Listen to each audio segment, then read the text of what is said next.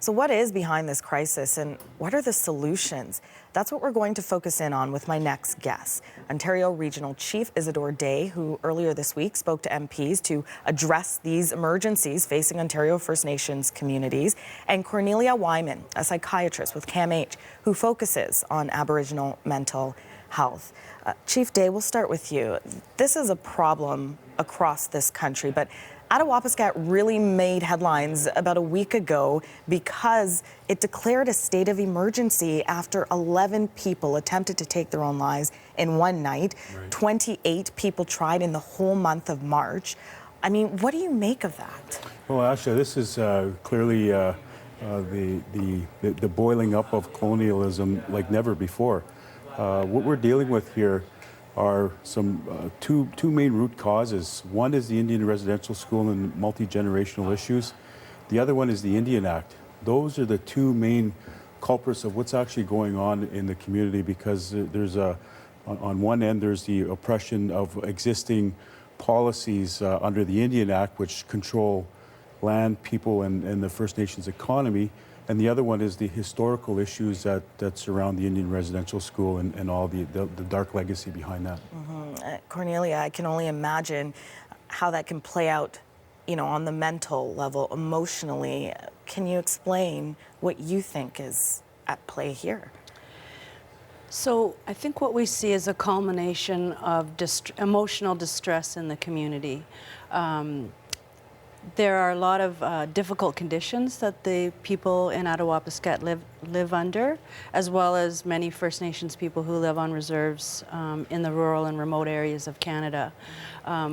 From a public health perspective, related to suicide, what we see are determinants of health that affect how someone feels, and that includes developing suicidal thoughts, making suicidal gestures. So, as Chief Day mentioned, these issues become manifested in poor living conditions, poor housing, overcrowding, poor water.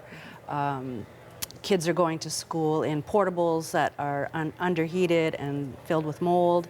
And then there's the family, you know, the issues around the family that affect the young person. So in the clip that was shown, the young people mentioned not feeling loved.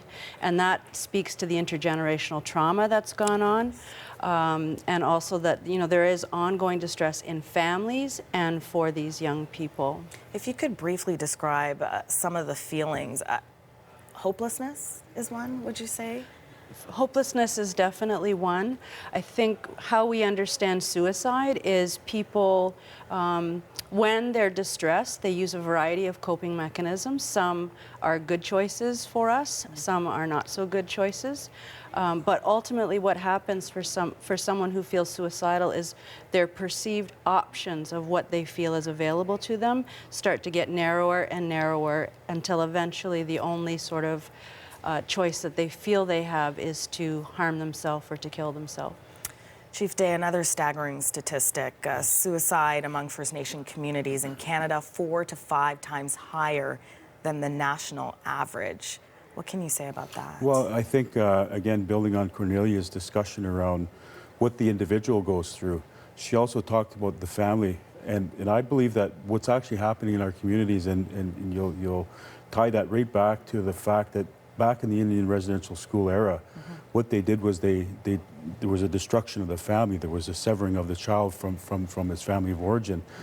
Basically, what we're experiencing now is not just post-traumatic stress of one individual, but entire families and entire communities are actually feeling this. And you know, it may move from one situation to the next, but until those underlying issues and the impacts of things that happen after as a result of are dealt with, you know, families and communities will continue to suffer this, and it seems to be becoming much more amplified by other external things like social media, like young people being able to look on the screen and say, well, that's what's happening in that other world, and look what I have in my community. And now that people are able to communicate via social media, I think it's intensifying some of what the people are feeling in those communities that seem to be oppressed by, again, the Indian Act. Wow. Before we take a quick break, Cornelia, I just want to ask, I mean, you have dealt with Indigenous people as a psychiatrist for years. How long does it take to break that mental cycle, if you will? Well, definitely it takes a long time, obviously, to work towards true healing. But there are a number of short-term, medium, and long-term options that can be helpful. For example, in Attawapiskat, they've brought in some crisis response workers, which in the immediate short term can be helpful to the person. But as we've mentioned, that there are longer term solutions that need to happen. But definitely, I think the message, even though we're in this crisis right now, the message is definitely one of hope. Yes. The people of Attawapiskat and other communities, there is a lot of strength and resilience in those communities, and what we need to do is foster that even further and hopefully deliver some hope to these communities. Well, we're going to talk about that. We're going to talk about hope in solutions, which you think can help moving forward. So we'll be right back after this quick break. If you are just joining us, we're addressing the ongoing mental health crisis in First Nation communities in Canada and focusing in on possible solutions. I'm joined by Ontario Regional Chief Isadore Day, who earlier this week spoke to MPs to address the emergencies facing Ontario First Nation communities, and Cornelia Wieman, a psychiatrist with the Centre for Addiction and Mental Health, who focuses on Aboriginal mental health. We spoke about the issues at hand and the problems. Let's talk about the solutions. What do you think, Cornelia, are some ways to address this crisis?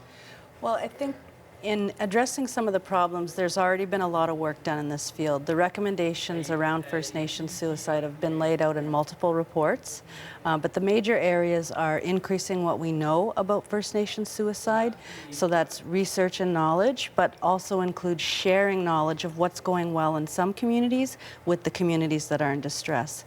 The other ones, just quickly, are developing holistic mental health services, supporting community development initiatives, and most importantly, I think, fostering a strong sense of identity as an Indigenous young person in contemporary times. Yes, and what about you, Chief Day? Well, there's four levels. I think the immediate investments, we've got really good professionals on the ground, so we're good there.